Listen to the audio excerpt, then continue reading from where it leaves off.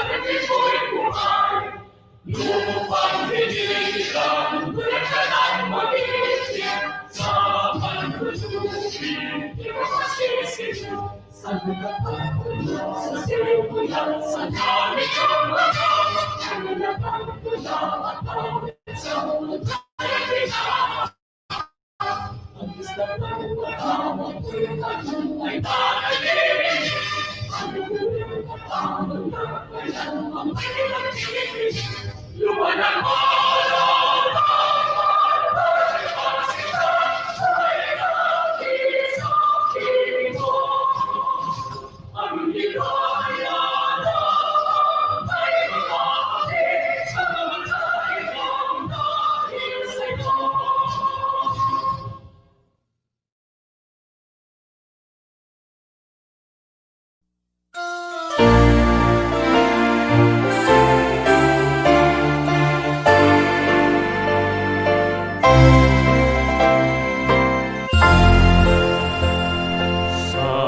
Pagsikat ng araw, aking matatanaw.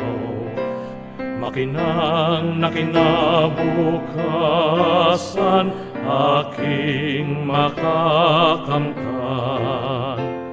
Hinding-hindi maninimdim sa banta ng kahirapan.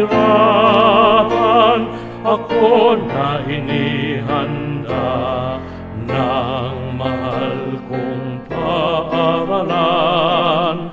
Politeknikong kolehiyo ng Marikina. Ang teknikal na edukasyon, kinintal mo't wina. Politeknikong kolehiyo ng Marikina. Talino ko'y pinapanday, puro mo'y pag-asa. Sinisintang paaralan, ikaw ang katuwang. Sa pagkamit ng mithiin, siya mong hangarin. Kahit saan pa mapatpat, ay hindi mababagabag. Dunong na iyong bigay, ang magsisilbing gabay. Politeknikong kolehiyo ng Marikina. Ang teknikal na edukasyon, kinintal mo't wina. Politeknikong kolehiyo ng Marikina. Talino ko'y binabanday, puro mo'y pag-asa. Marikina Polytechnic, ay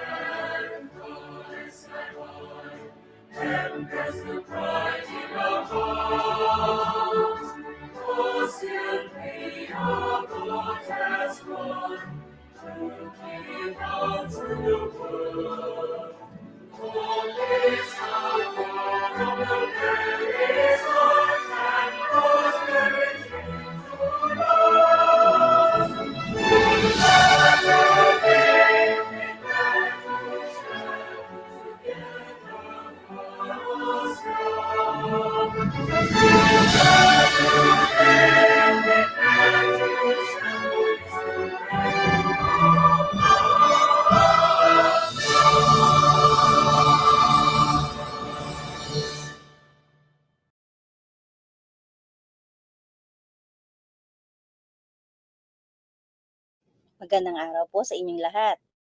Sa parents, guardians, facilitators of this online student orientation na Office of Student Affairs of the Marikina Polytechnic College. And of course, sa bida ngayong araw na ito, ang mga first year students ng COT, BIT, BTVTEd, BSECE, at BS Entrep. Let me ask you, how have you been during the past 9 months? Did you spend your time wisely, productively, and safely? Okay, sana hindi kayo naging pasaway, ha? Finally, your college days has started. Ito na ang inyong pinakahihintay na umpisa ng inyong college days. Thank you for surviving the pandemic and being blessed that you were able to connect online.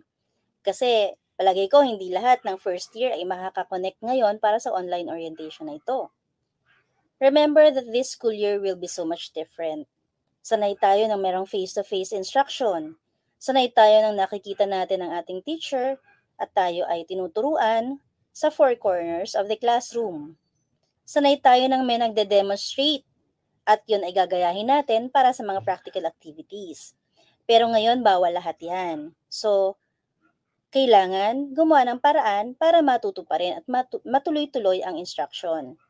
So, anong ginagawa ng MPC para matugunan yung pangangailangan niya na yan? We have made and crafted your learning modules. We call this learning packages. We also have initiatives for online learning. If you have chosen modular instruction, merong printed materials na ibibigay sa inyo. Kung naman napili nyo ang online instructions, pwede kayong turuan through the learning management system, yung Google Classroom, yun ang ating gagamitin ngayong semester na ito. Kasi nga, bawal pa ang face-to-face. Until such time na allowed tayo ng government, we will remain to use modules and mag-online tayo. Pwede rin naman na blended. Pwedeng merong online, pwedeng may module. Depende kung anong napili nyo at ano ang pangangailangan nyo sa inyong komunidad. Kasi baka mamaya wala naman pala kayong internet connection dyan or mahirap ang inyong connectivity. So, depende yon kung ano yung napili nyo. So, I hope you have chosen wisely. And sa mga pagkakataon na kailangan nyo magsabit ng mga projects nyo, syempre magsasabit kayo. Bakit? Kasi kailangan dito na ang mga output nyo ang maging basihan ng mga grades nyo. So, ibig sabihin, no output for this semester, no grade. Hindi rin po pwede natatamad-tamad. Kailangan disiplinado. So, there are virtues that you have to abide by. First of which is, of course, discipline. Discipline para magsagot ng mga learning packages. Discipline na gumising ng maaga kapag ang schedule sa klase ay maaga din. Discipline para habang nag-online or nagkaroon ng Google Classroom, synchronous or yung merong sabay-sabay na oras na imimit kayo ng teacher nyo, ay makikinig kayo. Makikinig habang nagkaklase. Hindi yung magpapatay ng video, pagkatapos iba pala ang iniintindi. So, maraming cases kasi na ganyan. So, first of all, discipline dapat. Meron kayong disiplina na gawin ang mga activities nyo sa eskwelahan. Second, dapat meron kayong determination. You have to be motivated. Encourage yourselves. Kasi ngayon, iba ang panahon. We have the new normal. Sa new normal, napakalimitado ng mga activities na po pwedeng gawin online o kaya naman ay through module. Alam natin na iba pa rin kapag tinuturuan tayo ng ating mga guro ng face-to-face. Kasi direkta matututo kayo kung paano ang mga proseso kung practical activity yan. Direkta makakapagtanong kayo, ano ba yung hindi nyo maintindihan sa lessons nyo. Pero lahat yan hindi natin pwedeng gawin ngayon. So, ibig sabihin nito, kung ano yung learning packages na meron tayo, kung meron tayong activities na pinagagawa online, we have to be determined to finish and come up with outputs. Kasi nga, outcomes-based. Ibig sabihin, no activity, no output, no grade. So, tatandaan nyo yan ha, kailangan masipag. The third one, of course, is kailangan honest. Honest sa pagsagot. Pagsagot sa mga activities na hinahanap sa inyo online, offline. No?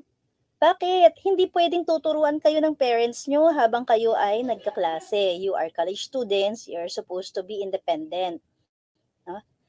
Hindi pwede rin after nyong matuto ng information lesson at magsasagot na kayo sa quizzes, ay babalikan nyo yung lessons nyo dun sa module.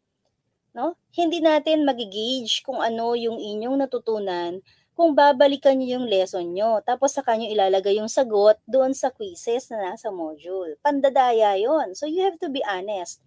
Kung ano yung kakayanan nyo, ano yung alam nyo at natutunan nyo base sa mga binasa nyo, yun din ang sasagutin nyo. Because you should have integrity. No? So that's the fourth virtue. You should have integrity and stand proud that what you have learned really came from what you performed. No? So, yun ang ating mga dapat na iisipin sa panahon na ito. Hindi lang iisipin, gagawin. No? Apektado kasi talaga ang pag-aaral ngayong panahon ng pandemic. And alam naman natin, Marikina has been devastated also by Typhoon Ulysses. It will be perhaps until the second semester before we will be ready for the facilities.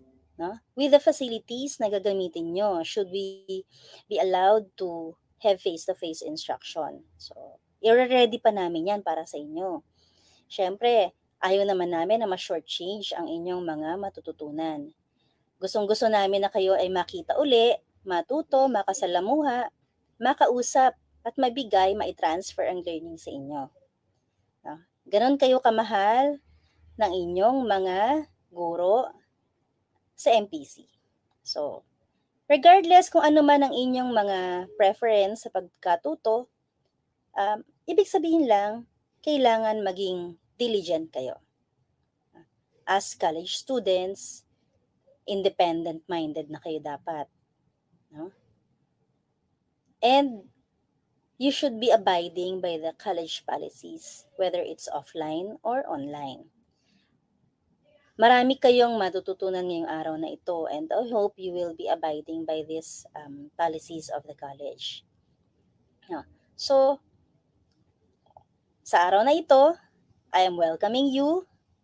Welcome to Marikina Polytechnic College, and I hope we will be doing our best para maibigay sa inyo ang inyong mga kailangang malaman, knowledge, skills, and desirable attitudes para magkaroon kayo ng relevant training and education para magkaroon kayo ng maayos sa trabaho later on. So you will stand proud and say that I am a graduate of Marikina Polytechnic College. So with this, maraming salamat at mabuhay kayong lahat.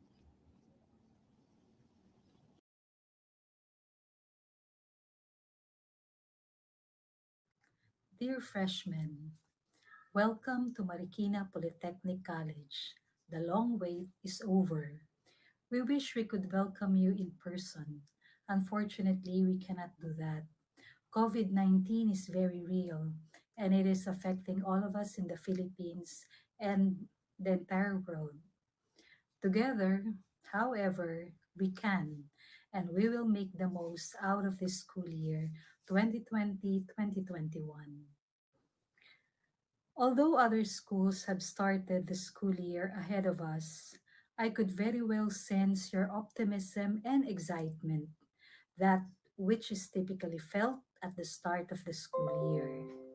The school officials of MPC, the faculty, and non teaching personnel have no doubt that we can provide a successful, intellectual, and emotional experience for you, our dear freshmen, this school year, despite the challenges we are facing because of COVID-19.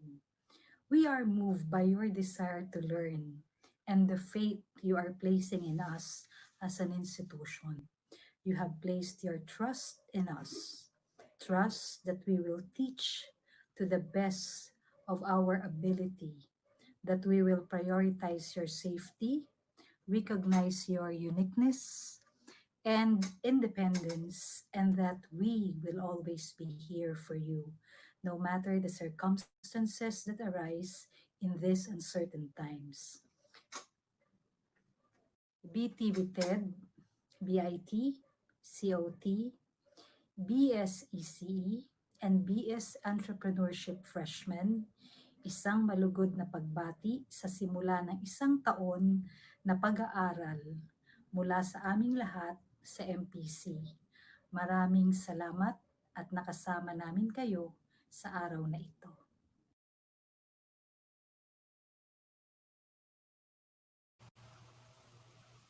To our college officials, headed by our president, Dr. Joselito B. Gutierrez, our two vice presidents, Dr. Maria Luela Orufa, the Vice President for Academic Affairs, and Ma'am Pag-asa Emerita Miranda, the Vice President for Admin and Finance, the college deans, directors, department heads, faculty and staff, and most especially to our freshman students of the following programs, namely the Bachelor of Industrial Technology, the Bachelor of Technical Vocational Education, the Certificate of Technology, the Bachelor of Science in Entrepreneurship, and Bachelor of Science in Electronics Engineering. Ako po'y natutuwa na nandito ngayon sa inyong harapan sa isang virtual activity. Bagamat ang taong 2020 ay napakarami pong hamon at napakarami pong pagbabago. Napakarami pong first time na mangyayari. This will be the first time na mayroon po tayong virtual activity. Ito rin po yung first time na gagamitin po natin yung online, yung potential ng online platform ng internet. And probably, perhaps, this will be the first time na hindi po tayo magkikita personally from the start up to the end of the first semester. Ito'y sa kadahilanan ng COVID-19 pandemic. Being an MPC student, it gives you an opportunity to be called scholars, which can be a blessing for everyone. Ang MPC po, under the stewardship of our President, Dr. Joselito B. Gutierrez, is doing its best to improve its facilities and services in order to make your stay comfortable, gainful, and meaningful. Ultimately, ang MPC po is working and striving hard to provide you the best quality education and to make you industry competitive, not just locally, but internationally. In return, I am encouraging everyone to listen attentively to our speakers.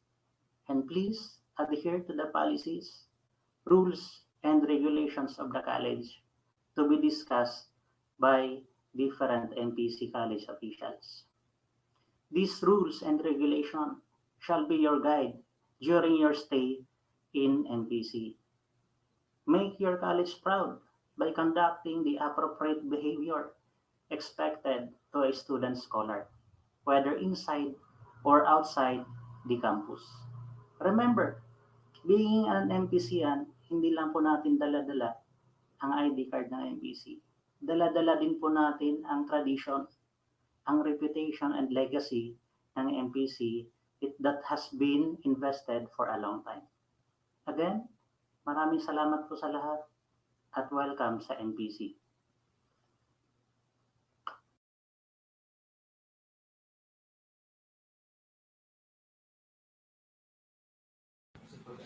Good day, everyone. I'm Ms. Maria Teresa A. Mariano, the Guidance Counselor of COT Second Year and the Guidance Counselor of Bachelor of Science in Electronics Engineering.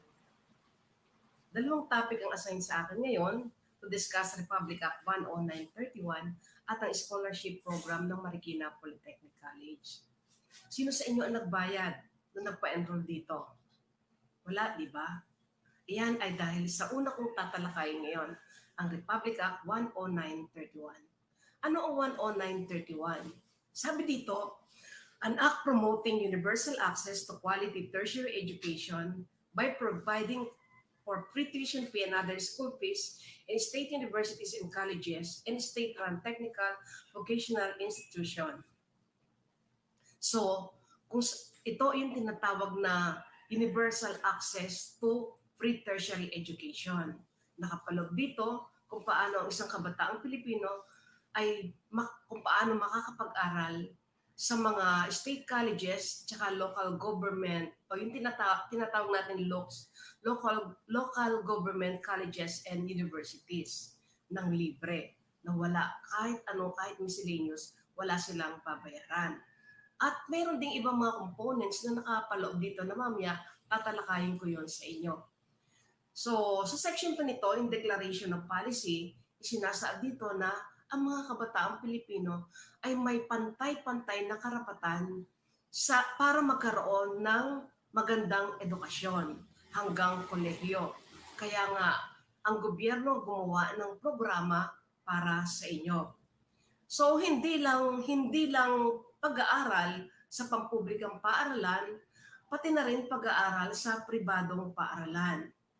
So, ang sabi dito, nasa letter A, provide adequate fund in such other mechanism to increase the participation rate among socio-economic classes in tertiary education. Ano pa man ang ating estado sa buhay, hinihikayat ng ating gobyerno na mag-aral kayo hanggang makatapos kayo ng isang kurso sa kolehiyo. So letter B, provide all Filipinos with equal opportunity to quality tertiary education in both private and public educational institution. Hindi lang porke libre ay sa pampublikong paaralan kayo. Binibigyan din kayo ng oportunidad na mag-aral sa pribadong paaralan kung kayo ay kwalipikado. So sa letter C, give priority to students who are academically able and who come from poor families. Pag sinabi nating academically able, kayo ay nakapasa sa pamantayan ng isang paaralan. Kagaya nyo, nakapasa kayo dito dahil yung mga card na isinabmit nyo sa inyo ay naaayon sa hinihingi ng ating paaralan. May pandemya nga lang ngayon. Kung wala, dadaan sana kayo sa entrance examination at saka sa interview.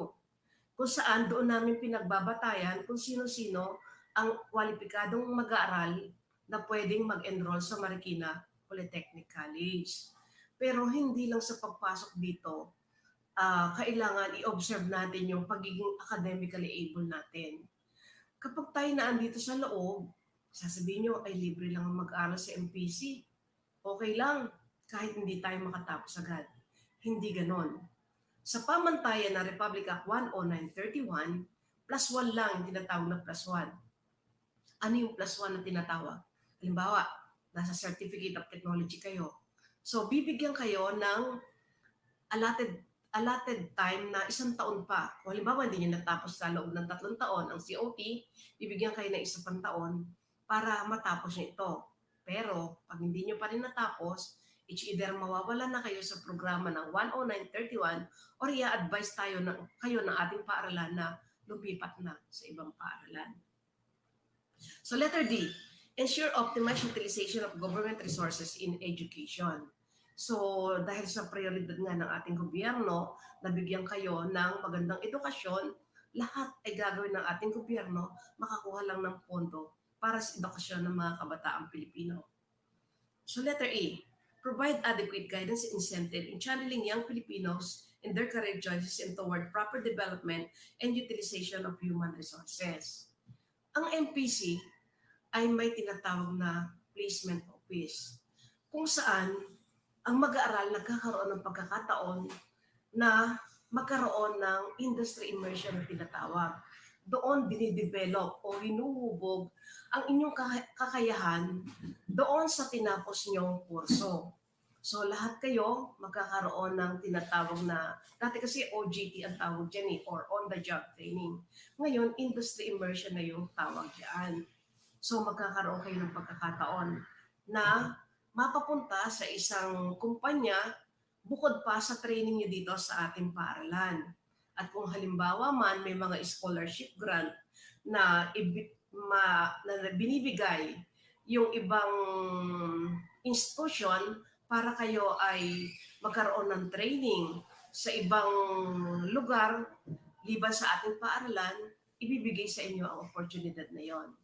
So letter F, recognize the complementary roles of public and private institution in tertiary educational system.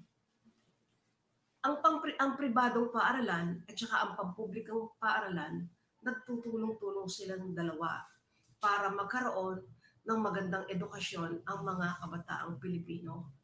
So kagaya nga na nabanggit ko kanina, pwede kayong mag-aral ng free, hindi lamang sa pampublikong paaralan, kundi sa pampribadong paaralan, provided yung kwalifikasyon nyo naaayon sa hinihingi nila. Okay, sa section 4, pre-higher education in SOCs and LOCs. Ano ba yung SOCs and LOCs? Ang sinasabi natin SOC, State University and Colleges. Pag sinabi natin LOCs, ano ba yung LOCs? Local University and Colleges. Pag sinabi natin state, ang nagbibigay ng pondo dito ay ang ating national budget. Ang nagbibigay ng, nagtutustos sa atin ng national budget. Pag sinabi natin LOCs, ang nagtutustos sa pag-aaral ng mga estudyante ay ang local government unit o yung city, municipal colleges, yung mga ganyan. Okay, so lahat kayo ay libre ng pag-aaral, maging, sabi ko nga sa inyo, maging sa SOCs at saka sa LOCs na makatapos ng isang kurso. Now, meron tayong tinatawag na free Tibet in post-secondary or technical vocational institution. Ay yung mga eskwelahan yun. Ang MPC, pwede i-categorize din sa technical vocational institution kasi may mga training tayong pang-vocational. Pero ang paaral natin ay isa rin sa state college sa buong Pilipinas. Okay. So, yung tinatawag na yung mga nag-aaral sa Tibet, libre din yan. At pwede din namang nakatapos na ng isang pag-aaral, tapos magkakaroon ng training na technical sa isang state college and university o sa technical vocational institution. So, pwede rin namang magkaroon ng free tuition fee. Okay. So, merong 4 na components ang Republic Act 10931. Ano na yung mga components? 1, nabanggit ko na nga, pre-higher education or FHE. So, yung mga estudyante enrolled sa first undergraduate degree program, sila na nakapasa, sabi ko nga, sa corresponding admission and retention policy, sila ay libreng mag-aral. Kaya sinabi nating first undergraduate program, hindi pa kayo nakakatapos ng isang kurso. Kasi kung natapos na kayo ng isang kurso, hindi na kayo pwedeng mapasok sa programa ng Republic Act 10931. Hindi na kayo eligible doon. So ano ang benepisyo? Free tuition fee, free miscellaneous, and other school fees. So sino ang providers? Ito nabanggit ko na rin kanina. Mga SOCs at saka state universities and colleges. At saka ang CHED recognized local universities and colleges or LOCs. Kasi hindi lahat ng local university and colleges free ang education. Kapag sila ay nakapasa sa pamantayan ng CHED, pwede silang magbigay o pwedeng suportahan ng CHED ang pag-aaral ng mga estudyante doon sa nag-aaral sa local colleges or universities. So, ang number 2, free technical vocational education and training or free TVET na tinatawag. Yung mag-aaral dito na nag-aral sa first post-secondary test na registered TVET programs, sila yung libre din sila. Yung mga learners na hindi sila holder ng NC3, libre din ang pag-aaral. Pero pagka NC3 holder na kayo, sad to say, hindi na kayo kwalipikado. So ano ang pwedeng ibigay?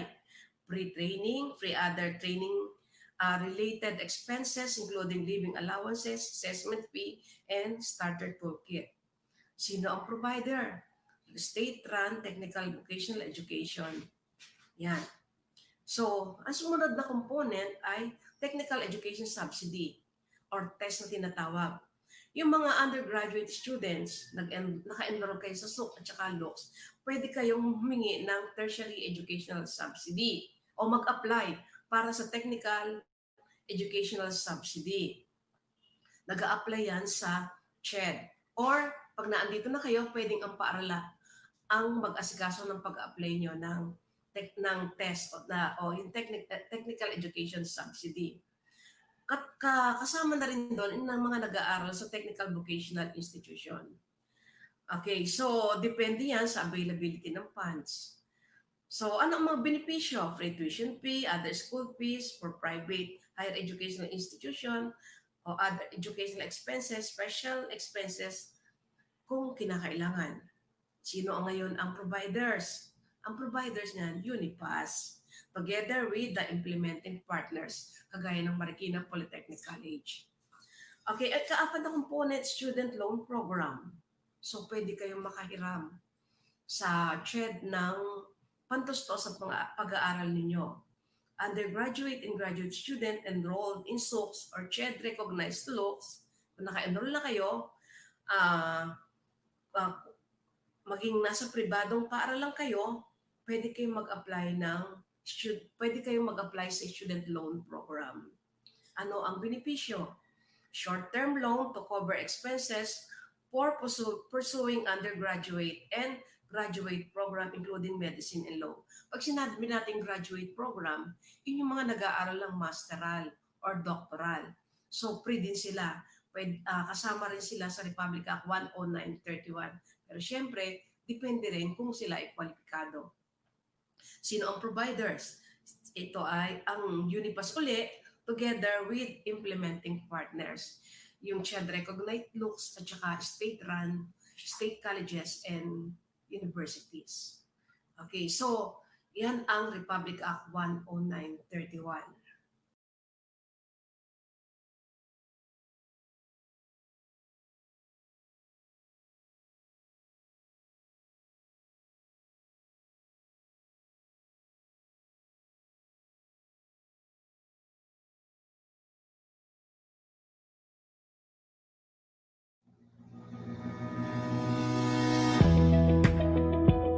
The Medical and Dental Office is located at Building 10, ground floor, beside the Activity Center, and is open from 7 a.m. to 5 p.m. Mondays to Fridays.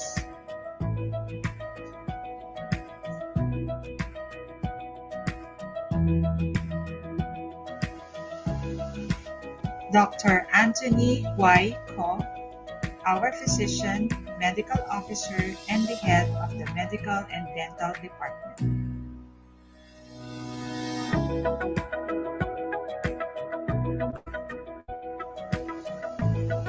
Dr. Rizal M. Pagunuran, School Dentist.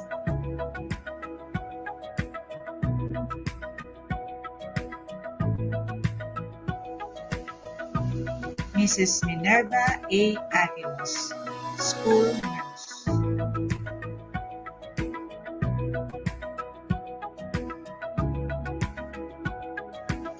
Miss Mary Jean V. Guala, Nursing Attendant. The MPC clinic is well equipped, sanitized with first aid kits, and professional full-time doctors, nurse, and staff to provide treatment and ensure all students receive quality and timely medical attention.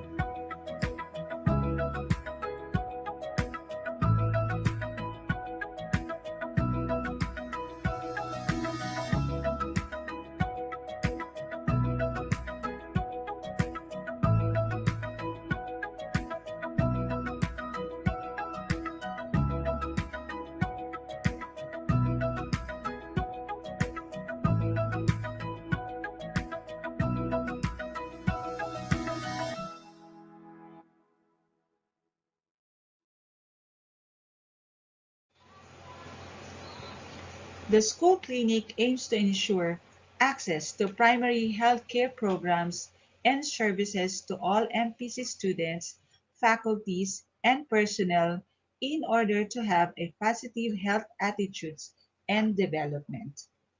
We also provide system for dealing with crisis medical situation, health screening, identification of students' health and educational problems.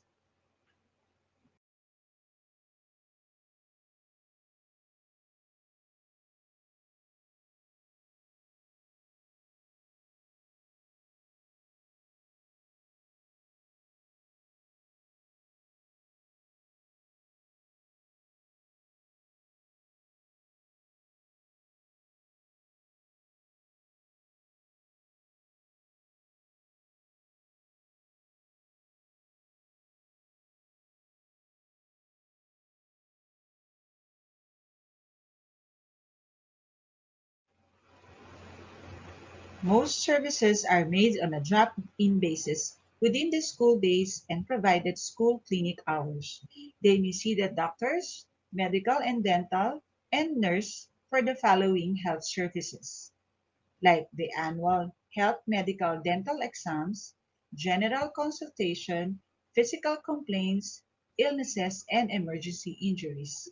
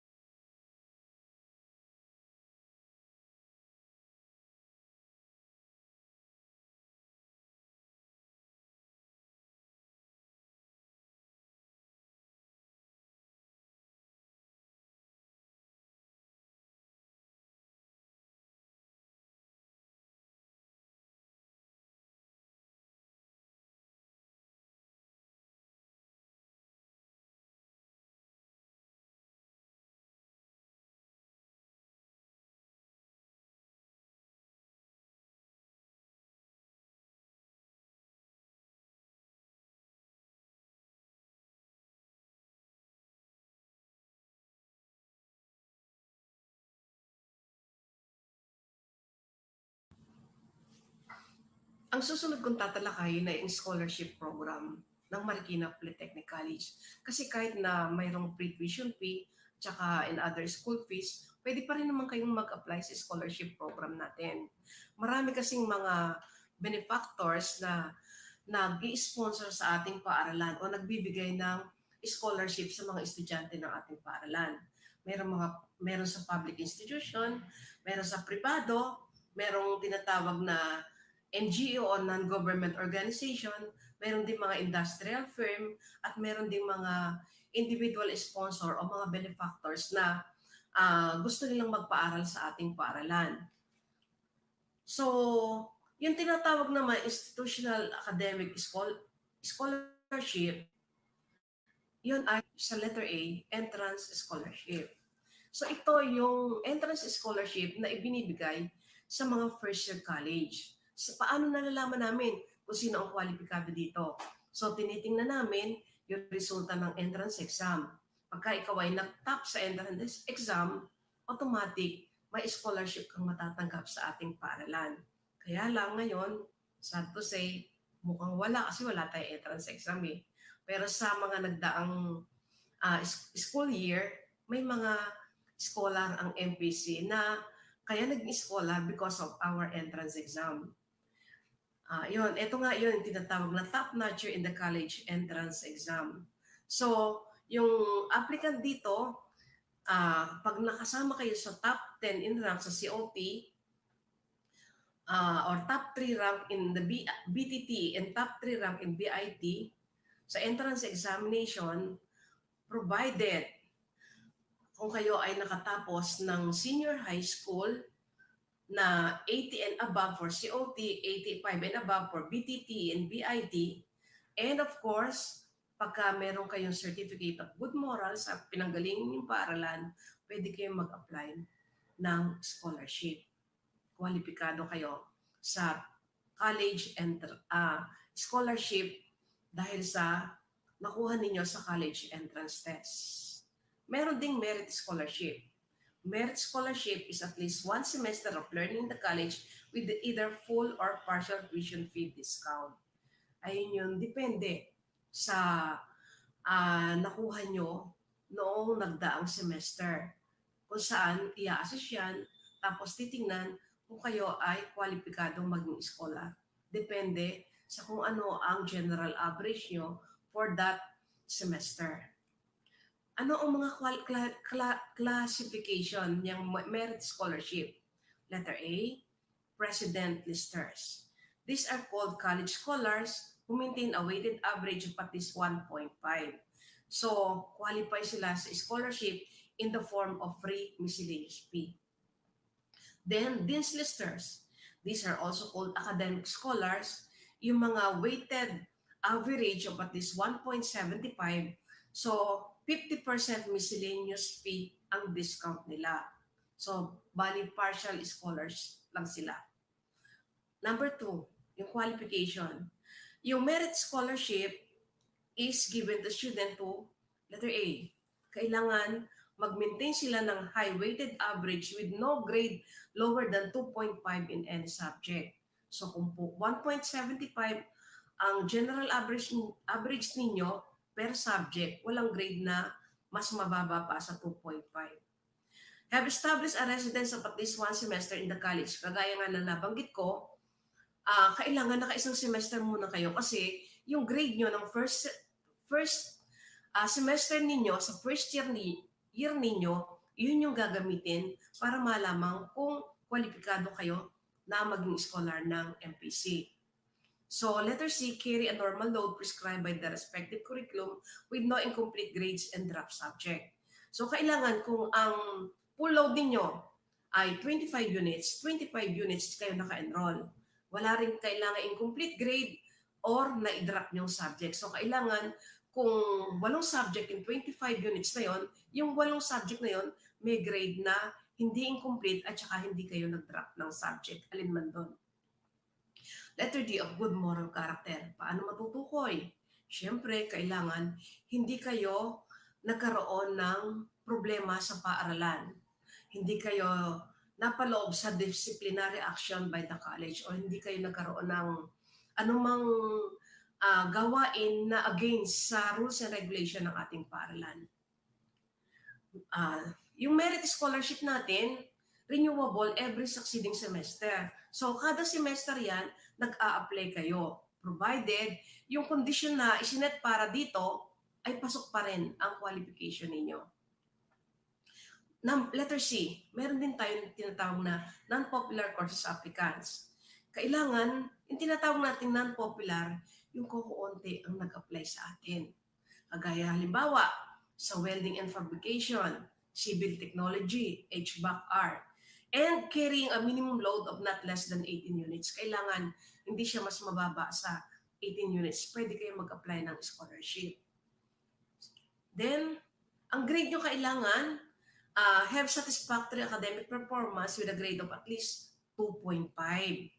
So, kailangan after a semester, meron kayong 2.5 na general weighted average at wala kayong failing grade. Letter C, have passed a competitive examination. May exam na ibinibigay ang ating scholarship coordinator para malaman kung sino ang mapipiling scholarship doon sa non-popular courses. Meron din tinatawag na in-house service grants. The college awards financial assistance to qualified students. This assistance is classified as letter A, service grant. It is a financial assistance granted to a student for rendering his or her special talent to the service of the college. Ibinibigay yan doon sa mga estudyante na may kakayahan na mag-ambag para sa ikabubuti o para sa ikabubuti ng mga mag-aaral sa paaralan at ikabubuti ng buong paaralan. Like for example, kung halimbawa magaling kayo mag-drawing, every time na nangangailangan ng backdrop o ano, kayo laging natatawag. So, pwede kayo mag-apply ng scholarship because of your talent. Kailangan yung talent natin medyo kakaiba. Diba? At kapaki-pakinabang. Yun ang importante doon. Kapaki-pakinabang. Letter B. Employee, faculty members, children are entitled to obtain miscellaneous fees until they finish the course on time where they are enrolled. ito yung ano namin. Ito yung ano tawag namin, pribilehyo namin. Kasi dahil sa kami ay nandito sa ating paaralan, nagsiservisyo sa inyo, ang mga anak namin ay libre din sa pag-aaral. Nakasaad yan sa aming, yung tinatawag naming agreement, yung employees agreement namin sa paaralan. So libre ang aming mga anak na mag-aral dito sa Marikina Polytechnic College. Sumunod, yung mga recipient. Sino ba ang mga recipient ng mga scholarship program natin? The following students are qualified recipient of financial assistance in form of free tuition fee and discounts. Number 1, Supreme Student Council. Kung kayo ay nanalong presidente o opisyales ng Supreme Student Council namin, pwede kayo maka-avail ng free miscellaneous fees and discount. Yung college athletes, kung kayo ay nanalo, halimbawa sa SQAA, yung State College University Athletic Association, nanalo kayo, nakakuha kayo ng medalya, so pwede kayo mag-apply for miscellaneous fee and discount. Yung mga literary and cultural winners, kung kayo ay, for example, na ipalaban ng paaralan doon sa pamasok, nanalo kayo, so pwede kayo mag-apply ng free miscellaneous fee and discount. Yung mga skills competitors, yung mga awardee, best in, for example, best in garments, best in refrigeration and air conditioning technology, at marami pang skills dito. At kung kayo din ay kasama sa editorial staff ng Marikina Polytechnic College, so pwede kayo magkaroon ng free miscellaneous and discounts. Ano yung qualification? Letter A, Supreme Student Council Scholarship Grant. To qualify for this financial assistance, kailangan you are duly certified officer of SSC. Binabanggit ko na rin dito. Kailangan nanalo kayo sa eleksyon nila. So, number 2, have at least 2 semesters of residence in the college. So, kailangan 2 semesters, 1 taon yun, nakapag-aral na kayo ng 1 taon dito sa ating paaralan. Be enrolled in any course and carrying minimum load required by his or her curriculum. So, kailangan naka-enroll kayo at nasa maximum load kayo na kinukuha dito sa ating paaralan, kung ano man ang kurso ninyo. Full miscellaneous fee discount is awarded to the president of SSC. So, pag presidente kayo, full yon. Yung other officer entitled to 50% miscellaneous fee discount as certified by the advisor. Then, yung mga college athlete nito. So, nabanggit ko na rin dito, merong kayong assistance program, kailangan full-time student din kayo. Kailangan nakaparticipate na kayo sa provincial, regional, or national athletic competition. So, number 2, pass the requirements set by the coach of the particular event. Number 3, miscellaneous fees awarded for sa gold medalist 75%, sa silver medalist 50%, and for bronze medalist. Okay, sa literary cultural winner, kailangan full-time student. Ganun din, kailangan nakasali na kayo sa provincial, regional, or national competition. So, C2, full miscellaneous fee shall be awarded for gold medalist, 75% discount for silver medalist, and 50% discount for bronze. Okay, skills competitors awardee. Yan, kung nanalo kayo. For this program, the applicant must be a full-time student, must be a participant in any, ganun pa rin, provincial, regional, national skills competition. So, ganun pa rin pagka kayo ay awarded na gold medalist, 75%, 50%, pagka silver, full scholarship, full scholarship pagka kayo ay gold medalist, 75 miscellaneous fee for silver medalist, and 50 miscellaneous discount for bronze medalist. So, sa editorial staff naman, MPC journals will be entitled to 100% free miscellaneous fee. Yung other staff naman ay 50 miscellaneous fee discount. National Agencies Scholarship. So, hindi lang dito sa loob ng paaralan, meron din tayong scholarship galing sa labas ng paaralan. One is the National Household Targeting System for Poverty Reduction, NHTS-PR, or Listahan 2.0. So, refers to the information management system of the SWD that identifies who and we, the poor students, are in the country. So, sino sa inyo ang member ng 4Ps dito? at sino sa inyo ang nakasama sa listahan 2.0 ng DSWD. Hindi ang paaralan natin ang nagdi-determine kung sino ang pwedeng bigyan ng scholarship, kundi ang DSWD. So ibinibigay lang nila ang pangalan sa ating paaralan kung sino ang napili nila na bigyan ng suporta. Ito, 4Ps, pantawid ng pamilyang Pilipino, kaya nabanggit ko kanina, refers to the household receiving assistance from 4Ps. So, ang kaibahan nito, galing sa DSWD, sabagay parang DSWD naman din na nag-aasikaso nito, kaya lang magkaibang programa, yung isa nasa listahan 2.0, yung isa naman sa 4Ps. Pero ganun pa rin, bibigyan din kayo ng assistance from 4Ps. Hindi rin ang paaralan. So sila ngayon ang naggagawa ng pamantayan kung sino ang pwedeng bigyan nila ng assistance. Yung National Financial Assistance Program or ISTUPAP refers to the system of scholarship grant and aid, student loan subsidies, and other incentives for eligible students. Kagaya halimbawa ng tulong-dunong, TD. This is intended for graduating. Sabagay wala tayong high school student. Dati kasi, kaya kasama dito or sinama na rin naman namin para mas maintindihan ninyo. High school student whose general weighted average is at least 80 in the third year and at least 80 in the first 3 grading period of the fourth year. So itong scholarship na to, dadalhin nyo sa amin. Kasi sila ang nagdi-determine kung kayo ay kwalipikado. Dadalhin nyo na lang sa amin yung certificate ninyo na kayo ay tulong-dunong scholars. Pero sila naman din ang nagbibigay ng financial assistance sa inyo. Ang paaralan lang natin ang cooperating school ninyo. Number 2, DND-CHED Pasok Study Grant. This is intended to qualify dependent of military personnel of the Armed Forces of the Philippines who were killed in action, discharged due to complete disability, combat-related, and those who are in active service subject to admission requirement of accepting state universities of college or SOCs. Kung kayo ay nakapasa sa entrance exam o sa pamantayan ng isang SOCs, libre kayo sa pag-aaral kung kayo ay anak ng sundalo na napatay sa giyera or member kayo ng kung kayo ay anak ng isang sundalo na buhay pero nagkaroon ng kapansanan. So, ang tulong ng gobyerno sa inyo ay mag-aral kayo ng libre sa state-run university and colleges. Okay, number 3, OPAP, CHED Study Grant Program. This is intended for authenticated or amnestied former rebel and individual member of groups with existing peace agreements with the government or their next of kin who cannot afford to study in college due to financial constraint. Kung kayo ay anak ng mga rebelde na sumuko sa ating gobyerno, pag-aaralin kayo ng gobyerno. Lalo na kung hindi kayo kayang pag-aralin ng magulang ninyo. So, papasok kayo sa college ng libre.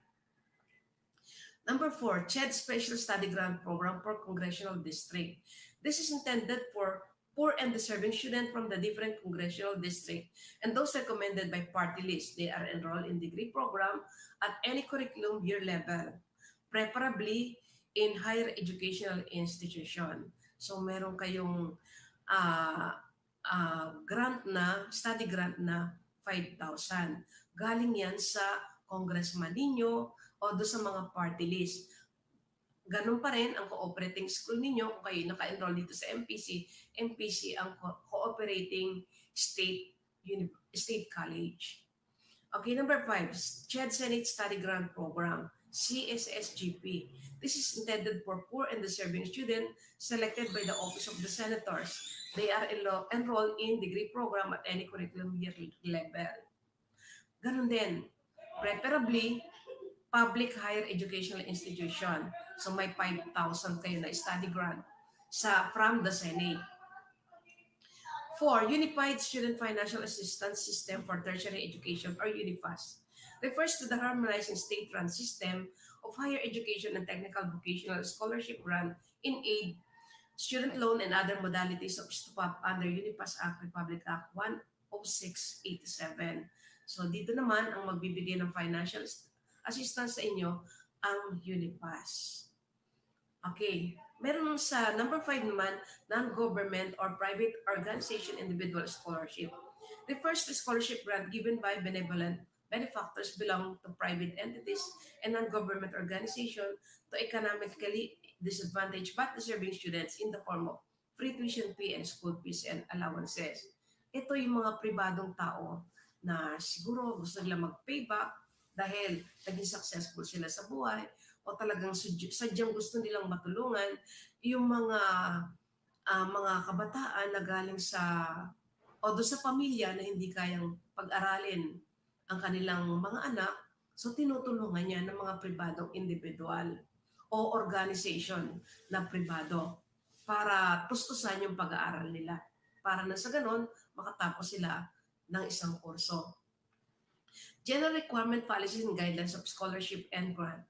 As a general rule, scholarships are awarded to students who meet minimum criteria set by the college in coordination with the scholarship committee. So, kailangan na-meet nyo rin ang minimum criteria o requirements na hinihingi para kayo ay maging scholar. So, general guidelines, student who wish to apply for scholarship grant must comply with the minimum requirements set forth in MPC Student Manual on the set deadline. Meron tayong student manual. Siguro later, pag bibigyan kayo nun, mababasa nyo ito. So, merong mga binigay na requirements doon. Kailangan ma-meet ninyo kung gusto nyo magkaroon ng scholarship grant. Number 2, continuing scholars need to reapply during the prescribed period. Non-compliance is automatic dropping from the rosters of scholars. So, requirement din talaga na kada semester magka-apply kayo. Hindi pwedeng akala nyo scholar kayo, ngayong first sa second semester, scholar pa rin kayo. Hindi, mag-a-apply kayo sa susunod na semester. Number 3, once the list is finalized, late applicants who may fulfill the minimum requirement shall no longer be considered. Hindi pwedeng late. Pagka kayo na late, hindi kayo makakwalified o maaalis kayo sa list ng scholars.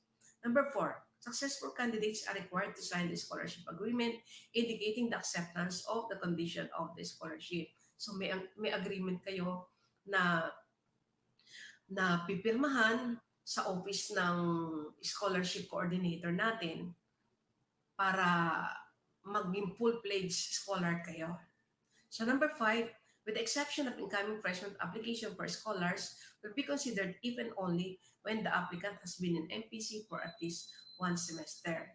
So, syempre kayo, hindi pa sa susunod na semester except kung ang scholarship ninyo, hindi nangangailangan na residency namin o galing sa labas na scholarship. Number 6, all incomplete grades must be completed on or before the following semester midterm week. Okay. So, kagaya nga ng sabi ko sa inyo, bawal ang incomplete grades. So, kung hindi sinasadya, nagkaroon kayo ng incomplete, you have to complete it week after the last day of the midterm or during the midweek exam. Ma-complete nyo rin yun.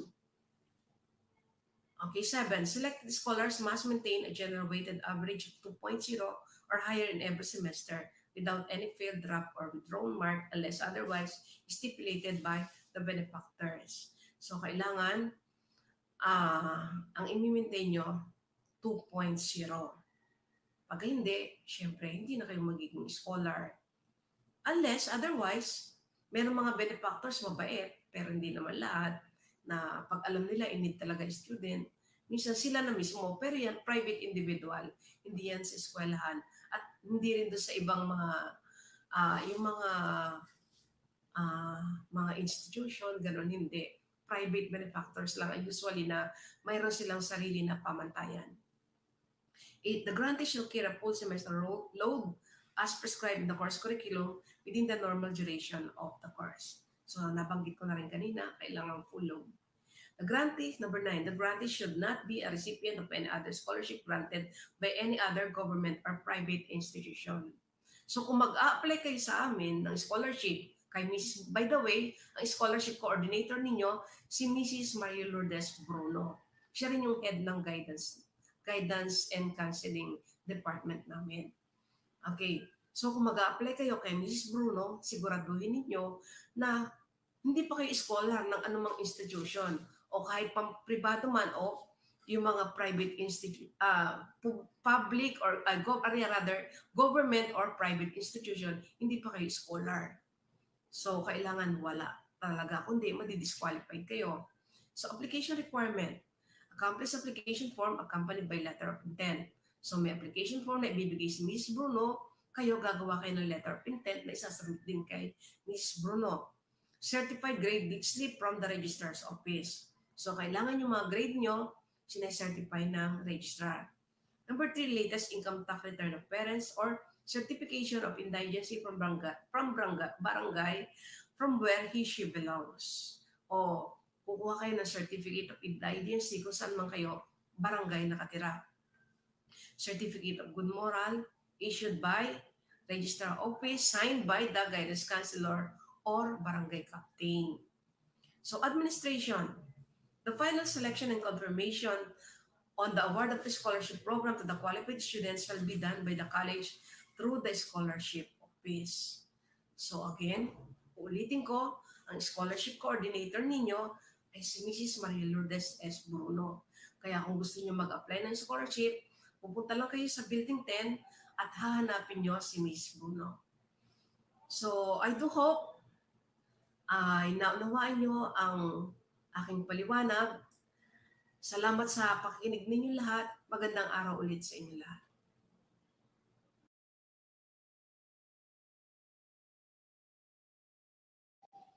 Pleasant day, everyone. COT first year.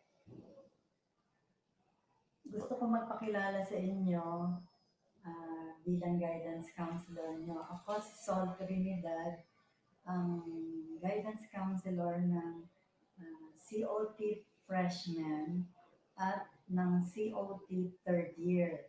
Okay? At pakikilala ko din yung mga kasamahan ko sa center. Una ay si Malu Bruno, ang head ng Guidance and Counseling Department.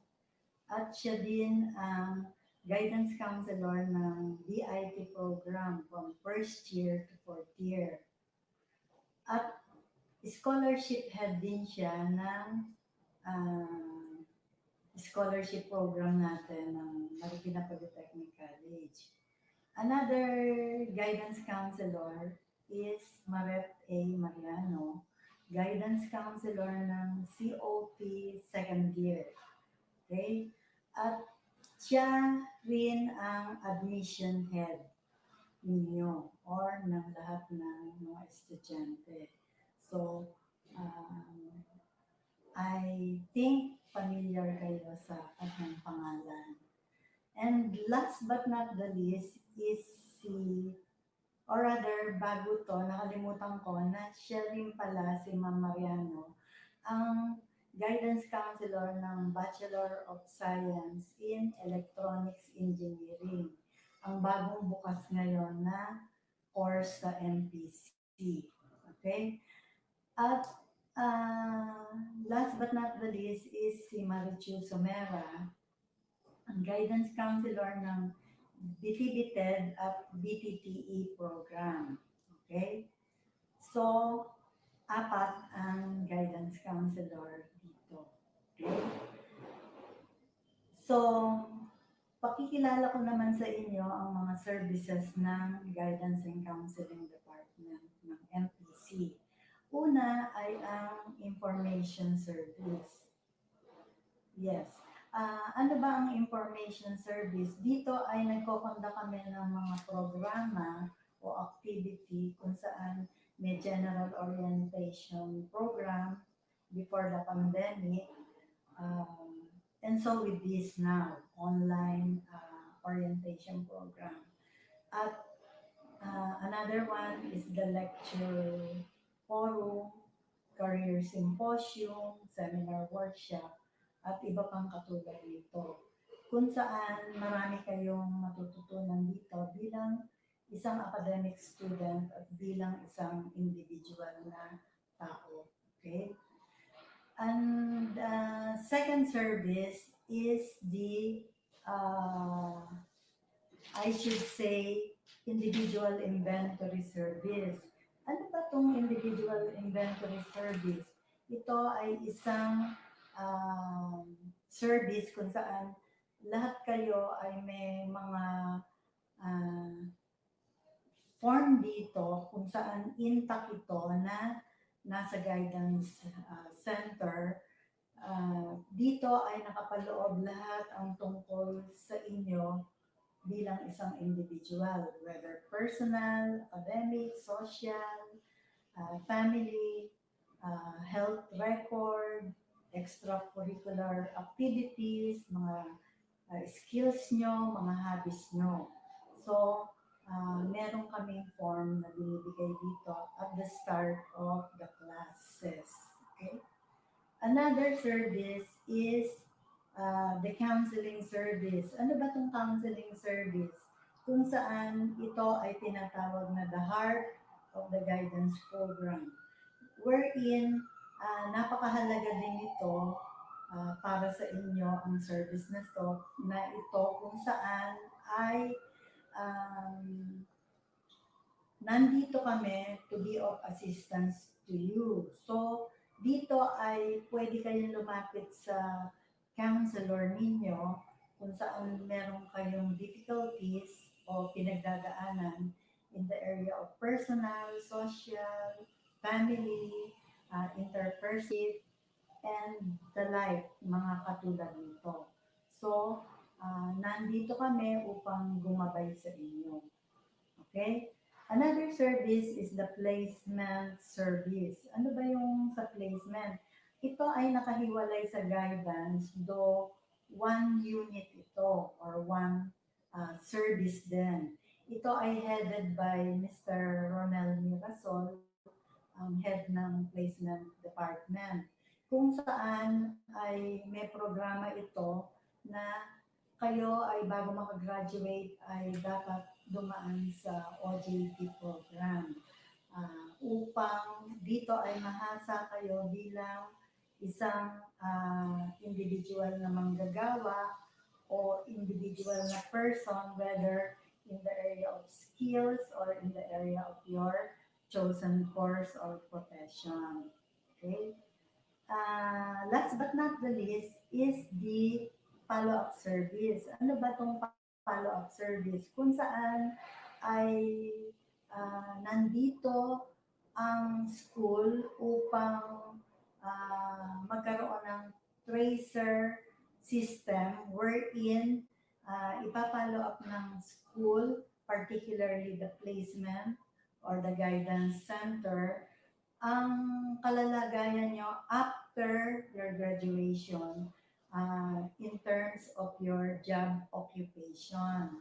So dito, alamin namin kung kayo ay napasok sa trabaho at kung maayos ang inyong kalagayan. So ito ang mga services ng guidance. At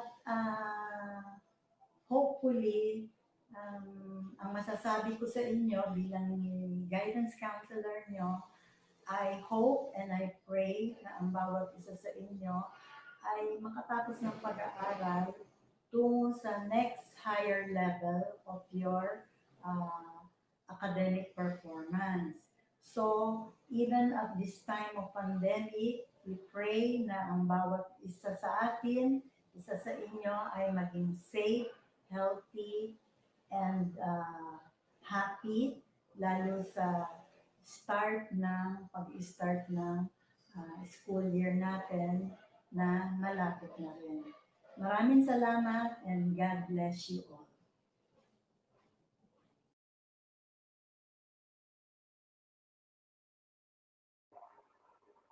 To our college president, Dr. Joselito B. Gutierrez, Dr. Maria Luella O. Rufa, Vice President for Academic Affairs, and to my colleagues, good morning. The placement and follow-up services.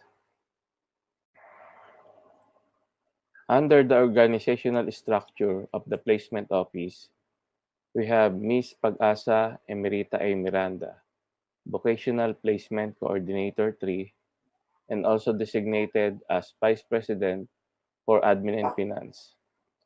As placement coordinator, the technology assigned to her is welding and fabrication technology. Next, we have Miss Anne Marie H. Baltasar, RGC, Vocational Placement Coordinator 2, and also designated as Director, Office of Student Affairs. The technology assigned to her is civil technology. The next one is Mr. Emerito S. Ramos, Instructor 3, designated as Placement Coordinator. The technology assigned to him are electrical, electronics, and GFD technology. The next placement coordinator is Miss Peli F. Ramos, Assistant Professor 1. The technology assigned to her are FSM and drafting technology. And also Mr. Rodel B. Gutierrez, Instructor 1, designated as Placement Coordinator. The technology assigned to him are HVAC and mechanical technology. And yours truly, Mr. Ronel M. Mirasol, Vocational Placement Coordinator 2, designated as Head Placement and Follow-up Services. And the technology assigned to me is Automotive Technology. With that, you can familiarize the face of your respective and future coordinators per technology.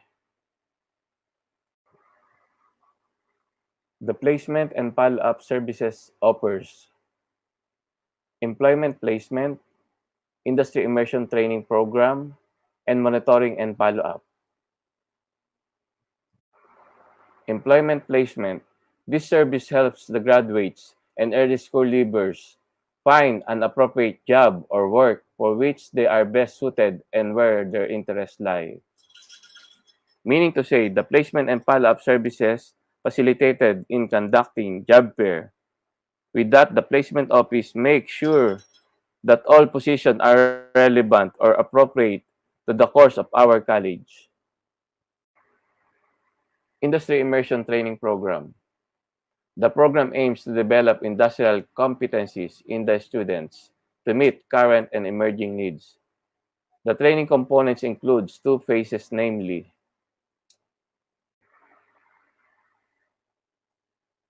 Industry Immersion 1 includes development of positive attitudes toward work as well as knowledge, skills, and behavior pattern required for job as applied to each area of specialization.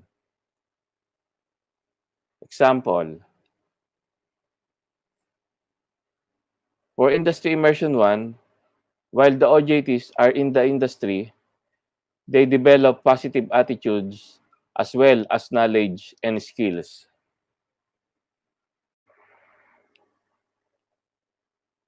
Next, Industry Immersion 2 consists of practical work experience through actual participation in productive activities in industries as applied to each area of specialization. For example, while the OJTs are in the industry, they develop practical work experience through actual participation in activities in relevance to the area of specialization. Example of technology, automotive technology. The OJT experienced the actual work like overhauling, tune up, perform preventive maintenance. Under the preventive maintenance, you may perform change oil filter, check and adjust brake, and tightening the under chassis. The last is monitoring and follow-up. This service is done through industrial visits and efficient communication with the industry sectors to ensure that the activities and progress on occupational behavior of trainees and graduates match skills requirements. Example, during industry immersion, the coordinator should visit the industry to ensure that the activities in progress on occupational behavior was developed and appropriate to their skills.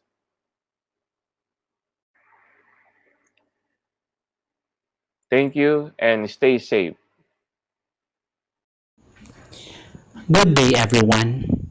The Office of the Arts and Culture warmly welcomes you all, dear freshmen. As the head of the office, I am very excited to see you be part of the different groups, programs, or projects of the MPC Arts and Culture. I am very optimistic that you will be as competent as the other members or students involved or have been involved in all of the MPC Arts and Culture's endeavors. Today, I'll be presenting you with the achievements and the programs and projects the office has to offer. To start with, let's all listen to the song rendered to us by the MPC Chorale, The Simple Harmony.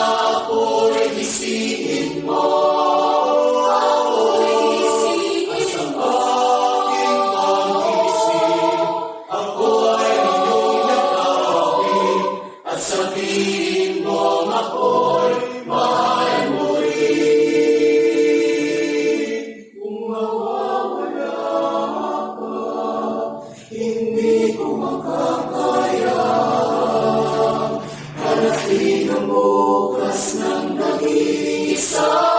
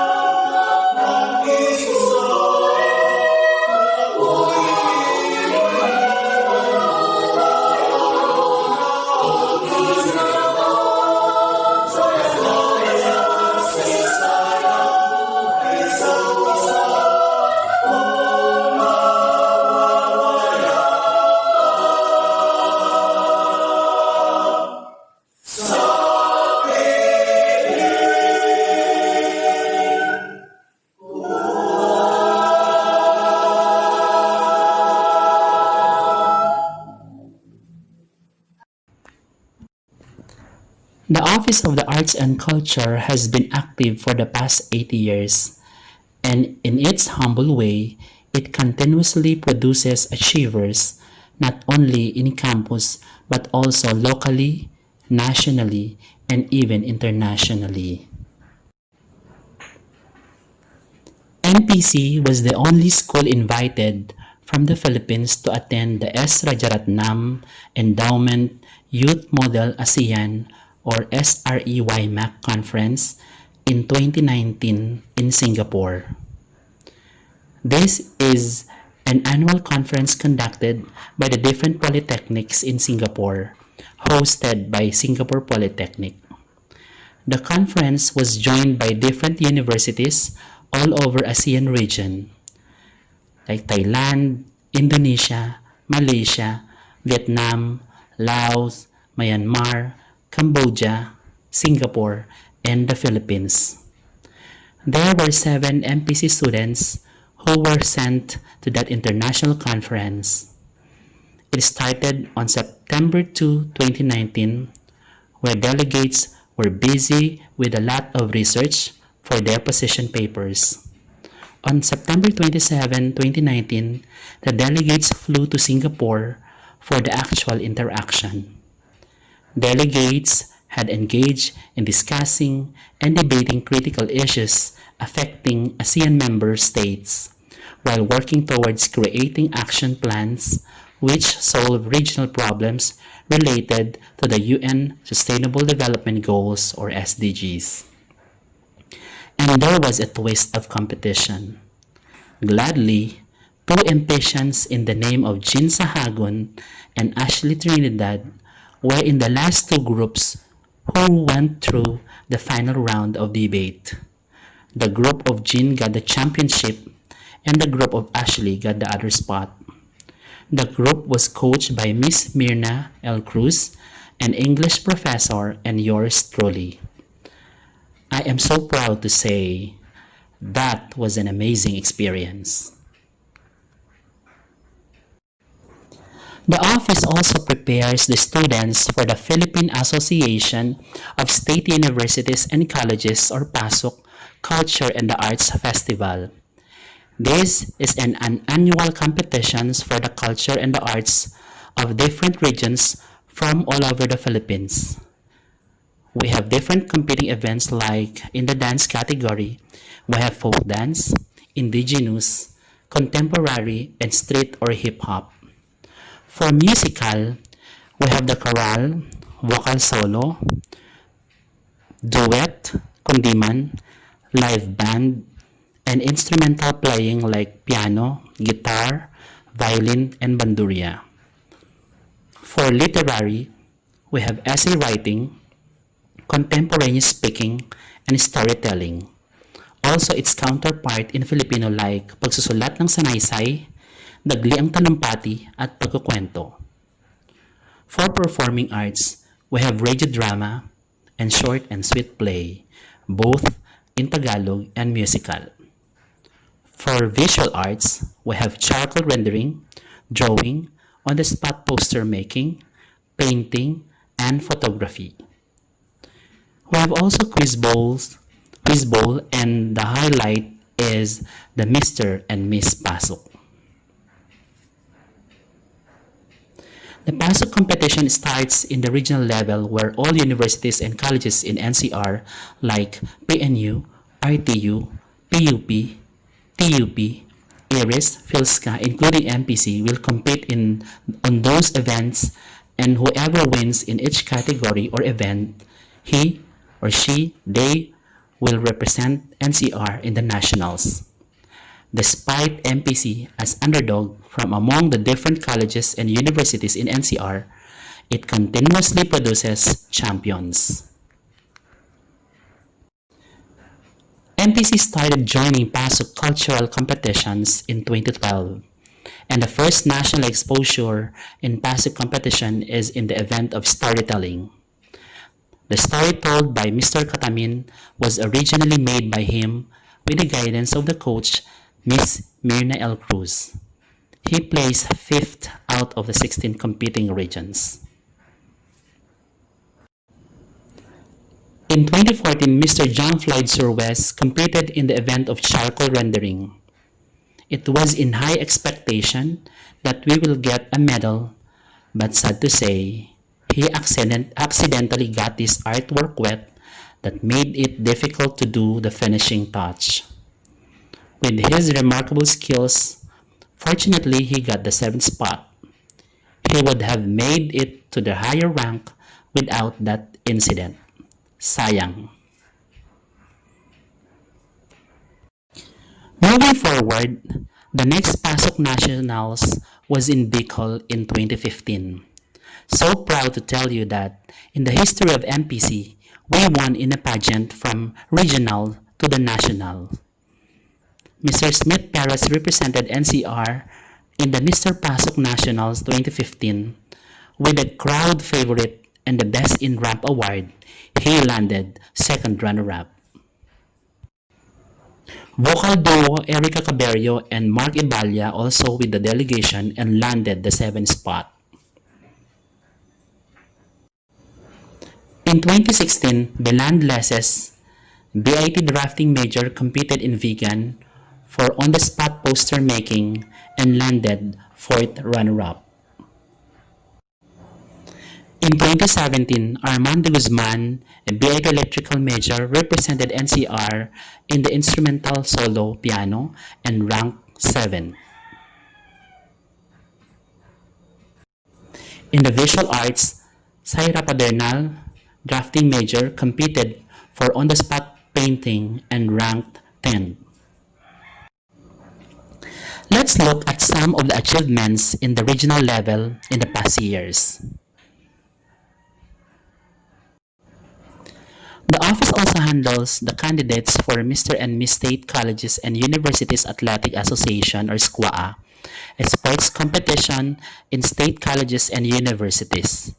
If there's palaro during your elementary and high school, there's SQUA in college.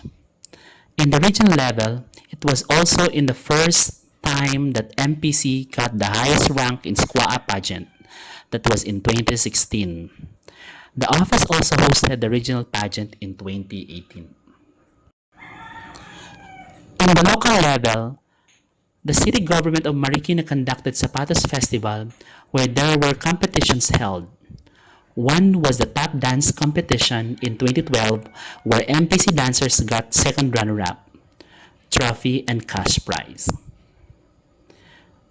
In 2013 and 2014 Zapatos Festival Street Dance Competitions, MPC street dancers were awarded the champions. They received trophy and cash prize. Now let me present you the existing groups under the Office of the Arts and Culture. First, the choral group, the Simple Harmony. Earlier you witnessed their performance. They already performed in CHED during the National Heart Month celebration and some other invitations aside from in-campus performances. This group deserves commendation for in 3 semesters, they were able to sound chorale. Next is the MPC Dance Troupe. This troupe has a lot of exposures for they were even invited outside the college. Next is the band group. Aside from their exposure in the regional Pasok competition, they were able to have activities like Battle of the Bands, live jamming, etc. The street or hip-hop group is in the process of development. How to join the different groups? The office has no mechanism yet in compliance with the COVID protocol. Besides, there is a moratorium issued by CHED on students' activities. Let's just pray that this pandemic will be over so we can go on with the usual procedure on recruitment, training, and performances. If and when the moratorium is lifted, the office is ready to conduct its mechanism. The office scouts other contestants for the other events for Pasok competitions for the winners in cultural competitions and other school-related activities like Technology Week. The annual events conducted by the Office of the Arts and Culture are cultural competitions where musicals and dances are conducted. Festival dance competition, it's a street dance competition, and the cultural shows showcasing all the events for PASOK. So please to conduct literary, performing arts, other dances, Mr. and Miss PASOK, MPC, and other socio-cultural related activities as additional events this year and the years to come. Please join us and let's dance together in promoting and preserving arts and culture. Again, malugod ko kayong tinatanggap sa Office of the Arts and Culture. Make the most of your stay in MPC and my best of luck. Good day sa inyo lahat. Ako nga pala si OIC Dean College of Technology, Mr. Hernani Nuevo. Nandito ako para i-discuss sa inyo yung mga policies ng eskwelahan para sa buong estudyante.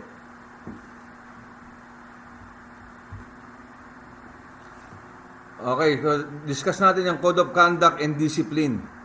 All bona fide students of the college should strictly follow the policies on the student discipline. However, no student shall be penalized, suspended from classes, or expelled from the college except for cause as provided by pertinent policies and after due process. The following are the policies on student discipline.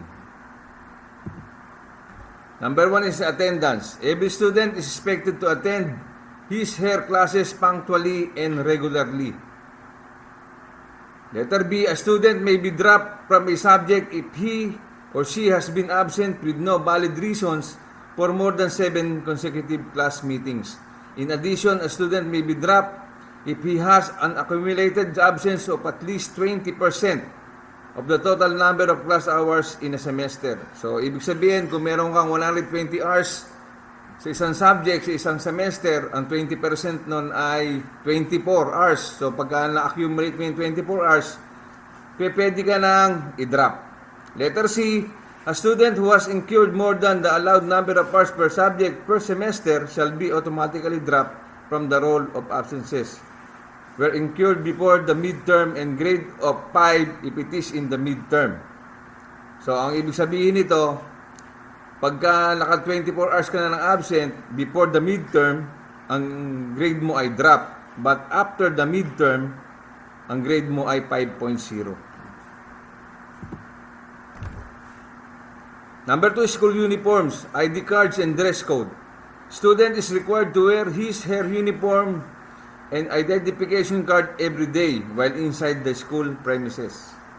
Female students shall wear knee-length skirts. Male student is required to wear white inner skirt. He or she may wear butt shirt during wash day. Letter B, the prescribed PE uniform, t-shirt and jogging pants, technology uniform or NSTP uniform, if any, shall be worn only during the scheduled classes. So, itong mga uniforme na to ay hindi pwedeng gamitin sa pagpasok sa eskwelahan. Kung nasa eskwelahan kayo, pwede na kayo magpalit ng PE uniform or NSTP uniform or technology uniform. Letter C, student is required to wear dark, closed shoes during school days. Letter D, student is expected to wear appropriate attire on non-uniform activity days. Inappropriate attires for female students are blouses with bare back, mid-rib, low or plunging neckline, spaghetti strap, haltered sleeveless, hanging blouse, see-through garments and miniskirt, shorts, leggings, ripped jeans, beach, and Japanese sandals and slippers. So yung mga nabanggit ko, hindi yan pwedeng gamitin during wash day. No, kailangan appropriate ang susuotin natin. Male students is prohibited to wear earrings, costume jewelries, and sport body tattoos. So, sa screening pa lang ng first year, tinignan na namin kung ang mga estudyante ay may mga tato, hindi namin yan tinatanggap.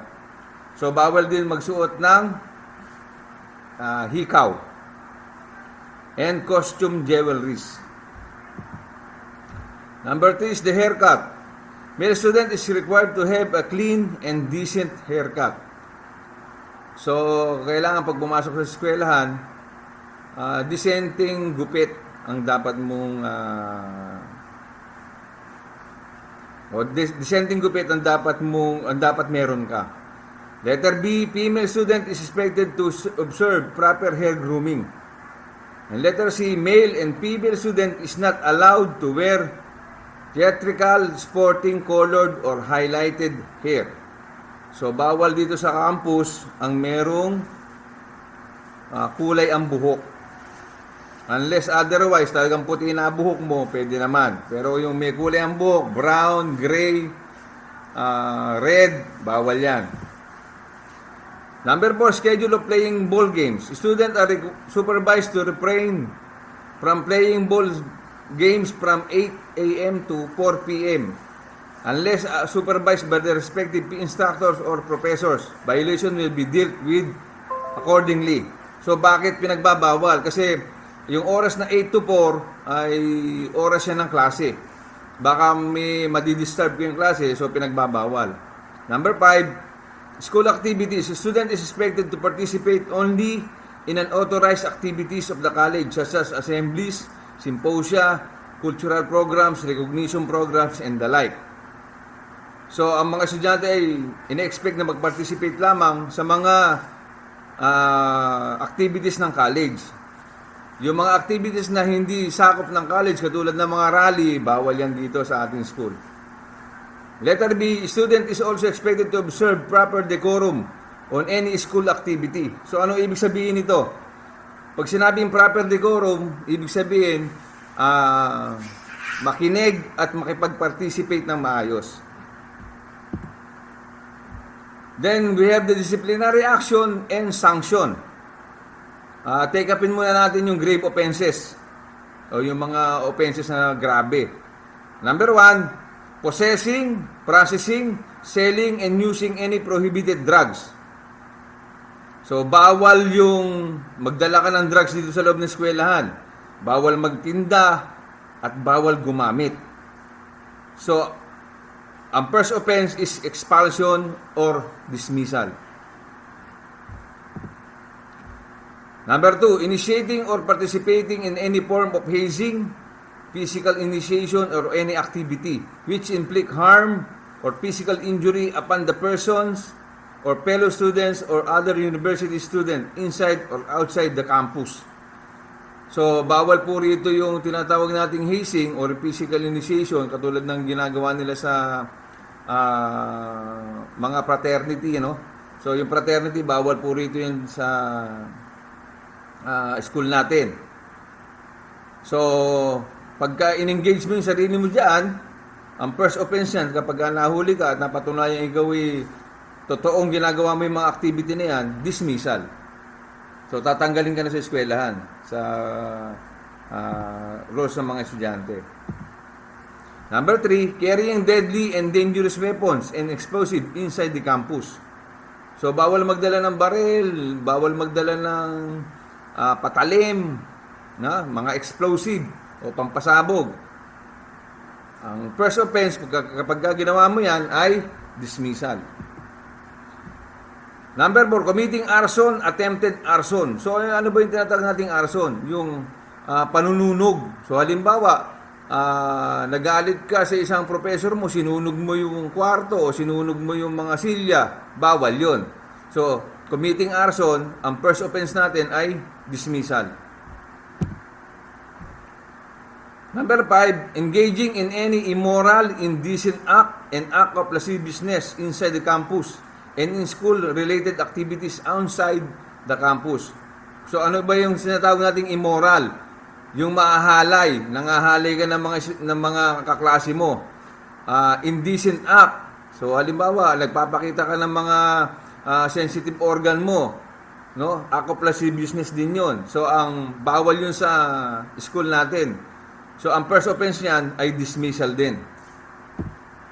Number 6, acting as initiator or accomplice in any form of crime against person and or property, willful destruction of any school property or negligence arising from damage to person or property. So, ibig sabihin, kung ikaw ay naging accomplice o kasama sa isang krimen or kasama ka sa pagsira ng facilities ng eskwelahan, ito ay isang grave offense at ang first offense niyan ay dismissal. Number 7, committing grave misconduct. So ano ba yung misconduct? Hindi mo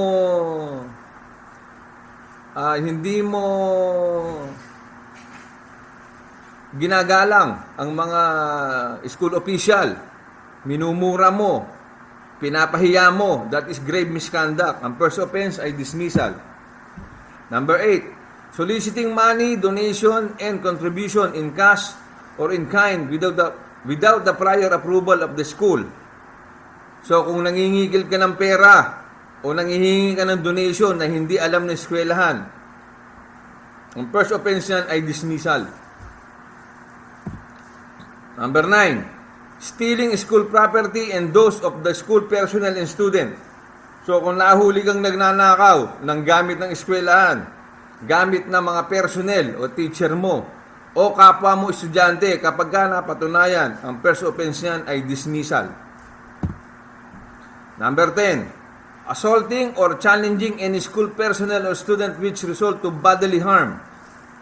So kung nagalit ka sa isang school personnel, teacher man yan o non-teaching, or sa kapwa mo estudyante, inassault mo o nilabanan mo o nagbigay ka ng mga bagay na ikakasakit niya, pinalo mo, which result to bodily harm, ang first offense ay dismissal. Number 11, conniving in any form with bad elements in deliberately attempting to sabotage, steal, or place the school in danger or in great embarrassment. Pag sinabi natin conniving, tulungan ka sa mga bad elements sa labas ng eskwelahan para magsabotahe o magnakaw o magbigay ng danger sa mga tao dito sa school. Ang first offense niyan ay dismissal. Number 12, committing acts inside and outside the campus that would malign the name of the school. So anong ibig sabihin? Gumagawa ka ng mga hakbang na mailalagay sa alanganin ang pangalan ng eskwelahan. So kapag napatunayan na ikaw ay ginagawa mo yon, ang first offense yan ay dismissal. Number 13, threatening, coercing, or intimidating any student to attend any activity or to be absent from class, preventing other students or members of the staff from discharging their duties. So, pagka tinatakot mo yung mga estudyante na para umattend sa mga activity na maaaring makapagbigay ng harm sa kanila o sa other staff ng university, ang first offense yan ay dismissal. Number 14, malversation of school organizational funds. Ano ibig sabihin? Ginastos mo bilang treasurer ka ng isang samahan dito sa loob ng eskwelahan. Ang pondo ng samahan nyo ay nilustay mo sa hindi magandang paraan. Ang first offense ay dismissal. Then number 15, forging teacher signature. Ito, marami na pong gumawa nito sa eskwelahan. Pinepeke ang signature ng mga teacher, lalo na sa mga grading sheet. Ang first offense niyan ay suspension for the rest of the semester.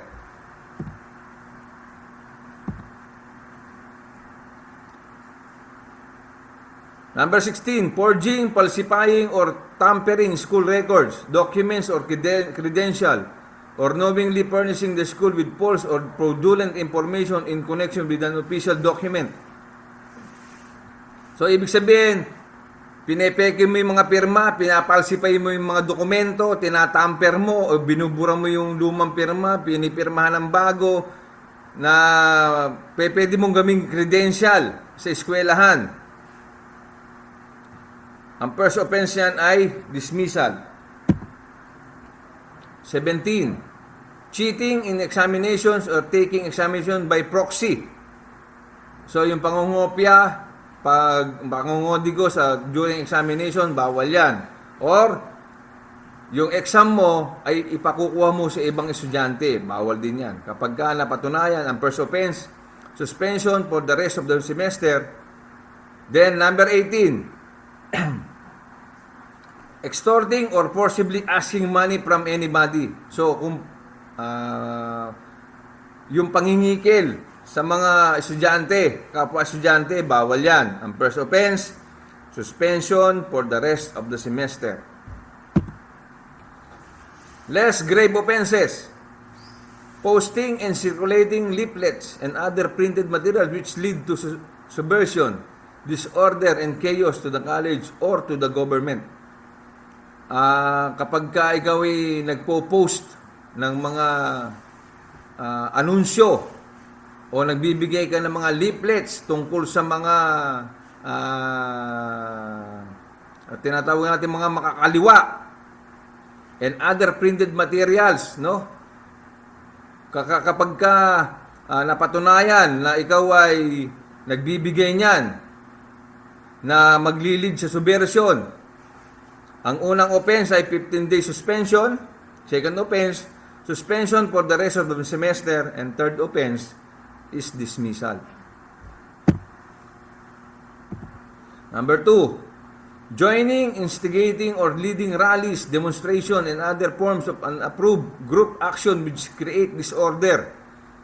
So kapag sumasali ka sa mga rally, sa mga demonstration na hindi naman approved ng authority o sinasabi nating administration, na nagki-create ng disorder sa loob ng eskwelahan, ang first offense, 15-day suspension, second offense, suspension for the rest of the semester, and third offense is dismissal. Number 3, organizing and joining any unauthorized fraternity, sorority, or other student organization which create disorder and disciplinary problems to the college. Actually, dito po sa college natin, bawal po ang fraternity. Fraternity, kung may mga hazing, lalo nang bawal. So, kapag ka nag-create siya ng disorder and disciplinary problem sa loob ng eskwelahan, kapag napatunayan, nakasama ka dyan, ang first offense yan ay 15-day suspension, and second offense, pag talagang ginawa mo pa, ay dismissal. Number 4, bringing and drinking liquor inside the school premises. So, bawal ang mag-inom o mag-inuman sa loob ng eskwelahan. Ang first offense, 15-day suspension.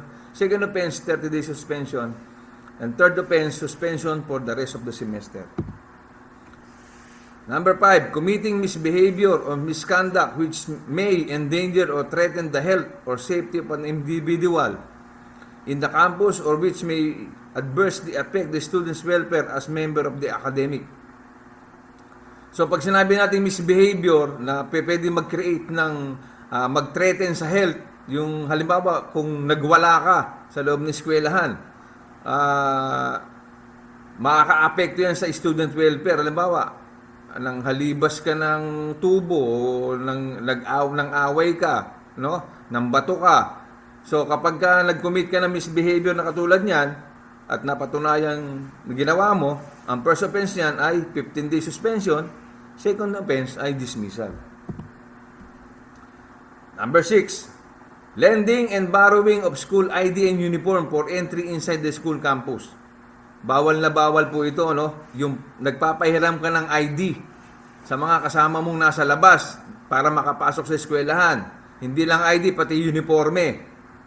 So kapag napatunayan na pinahihiram mo yung kasama mo, ikaw at yung pinahiram mo, ang first offense niyan ay 15-day suspension, ang second offense, suspension for the rest of the semester. Number 7, entering the campus in a drunken state. So, bawal pumasok sa campus natin nang nakainom.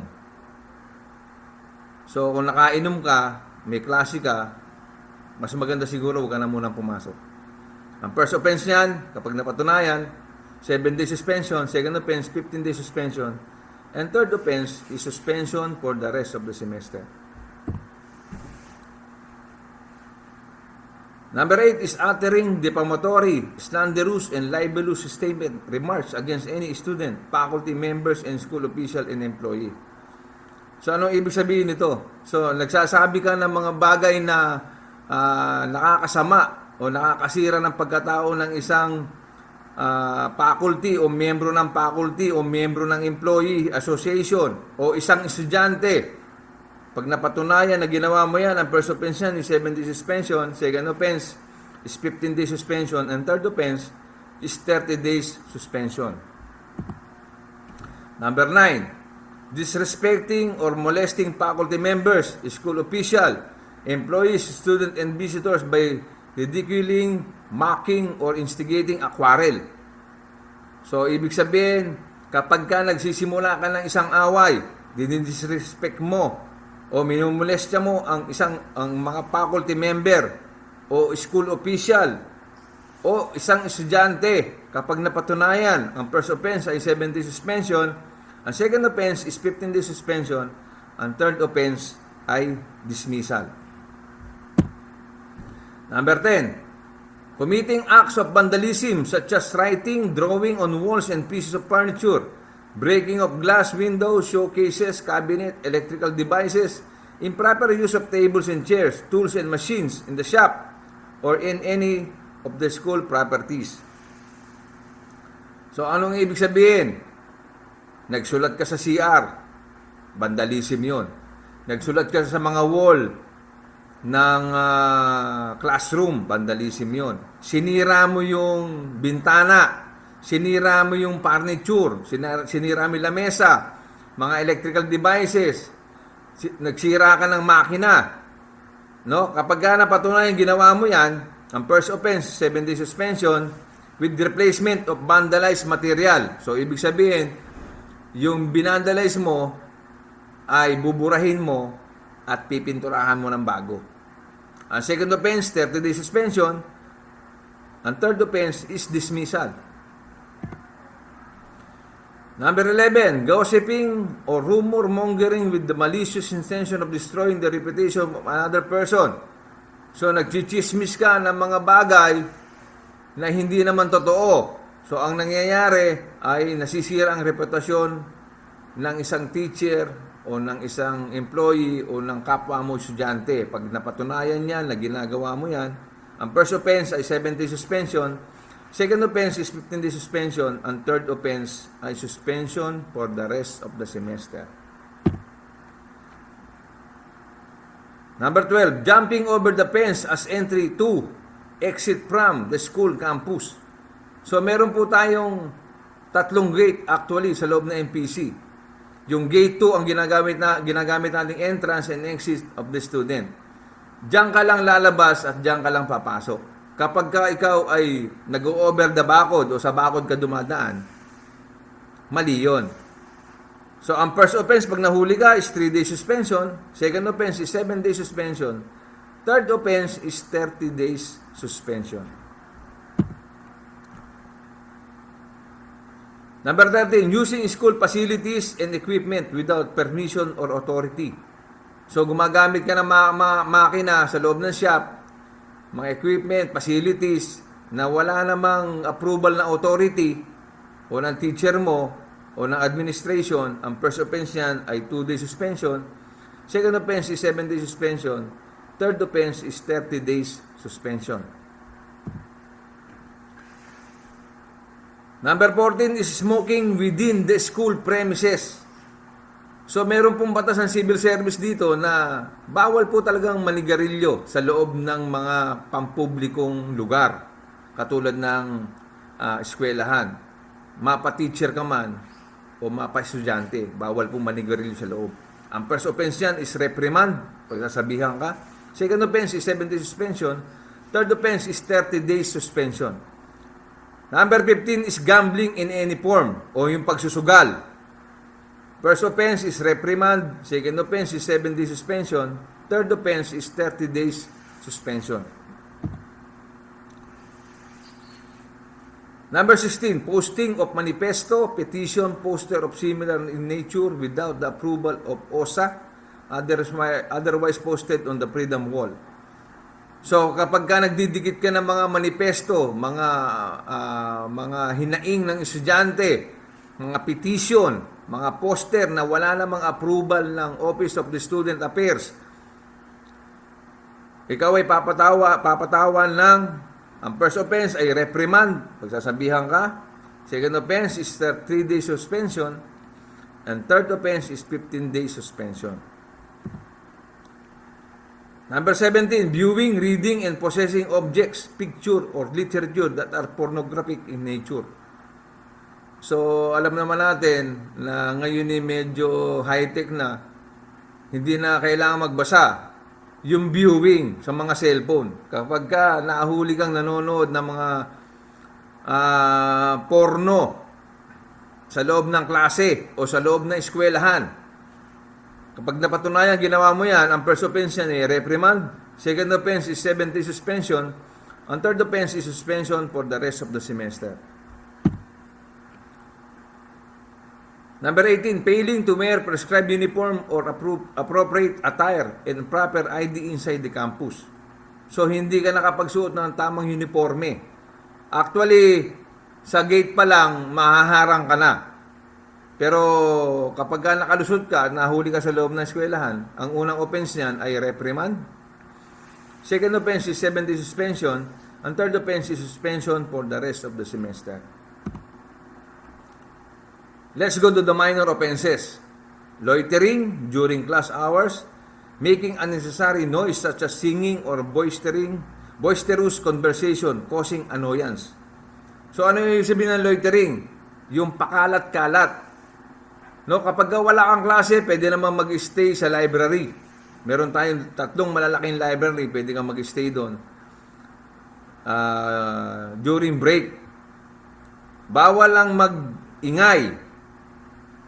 Bawal din kumanta.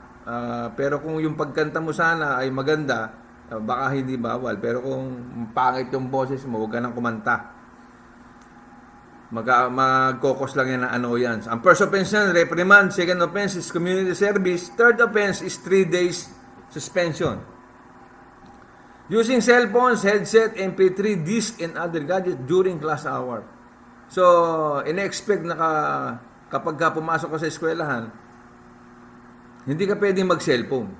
Hindi ka pwedeng gumamit ng headset. Hindi ka pwedeng mag-music. No?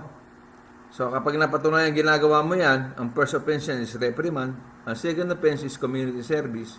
Ang third offense is 3 days suspension. Number 3 is littering within the school premises. So, ano ibig sabihin? Yung sa kanina, loitering, yung pakalat-kalat. Ito ay littering, yung pagkakalat. Pagkakalat ka ng basura, no? Ang first offense is reprimand, second offense is community service, third offense is 3 days suspension. Number 4, using indecent language. O lagi kang gumagamit ng malaswang pananalita. Ang first offense yan is reprimand, second offense is community service, third offense is 3 days suspension. Minor offenses is number 5, showing publicly acts of intimacy. So, ano ibig sabihin nito? Pinapakita mo na gustong-gusto mo, halimbawa yung isang babae o isang estudyante na nakaka-distract ng kanyang nakaka-distract ng kanyang pag-aaral. Ang first offense is reprimand, second offense is community service, third offense is 3 days suspension. Number 6 is speaking of fruits, flowers, and any other produce which are within the school premises. So, bawal pong mamitas ng bunga ng mga punong kahoy, katulad ng mangga, kaimito, at iba pa. Bawal po yan. Speaking of flowers, bawal din. Kapag nasa school premises, ang unang offense is reprimand, second offense is community service, third offense is 3 days suspension. Number 7, committing a minor offense for the fourth time. So, ibig sabihin, ang offenses natin ay hanggang third time lang. Kapag inulit mo pa, under the minor offenses ng pang-apat na beses, suspension for the rest of the semester ang mangyayari sa iyo. Pagka inulit mo pa pang-apat. So note, offenses not stated herein shall be determined by the college authorities for appropriate action. Grave and less grave offenses may be referred to the Committee on Student Discipline, the Vice President for Academic Affairs, College Dean for appropriate action and deliberation. Minor offenses may be resolved by the instructor concerned.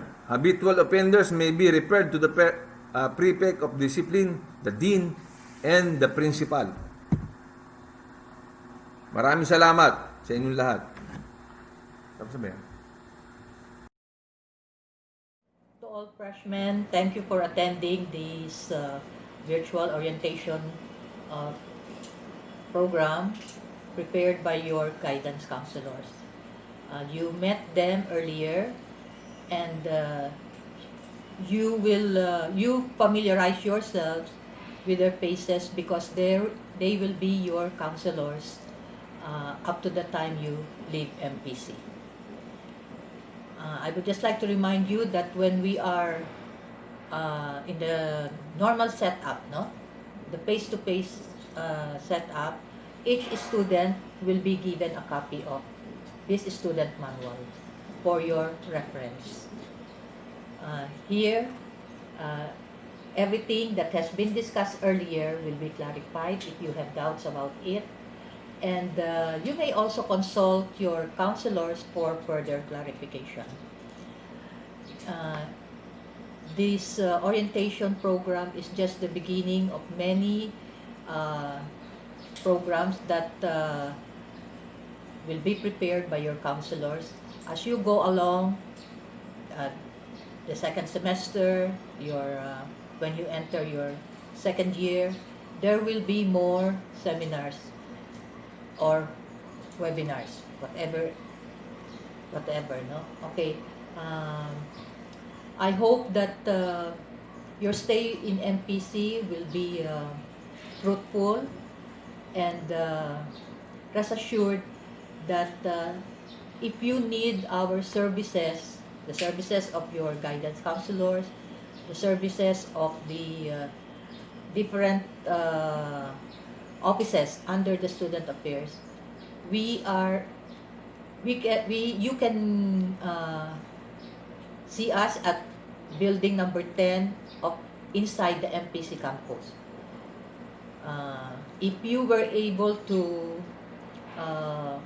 apply personally, in the admission office earlier before the lockdown, you know where the office of the student affairs is. Again, thank you, and hope to see you soon in the MPC premises.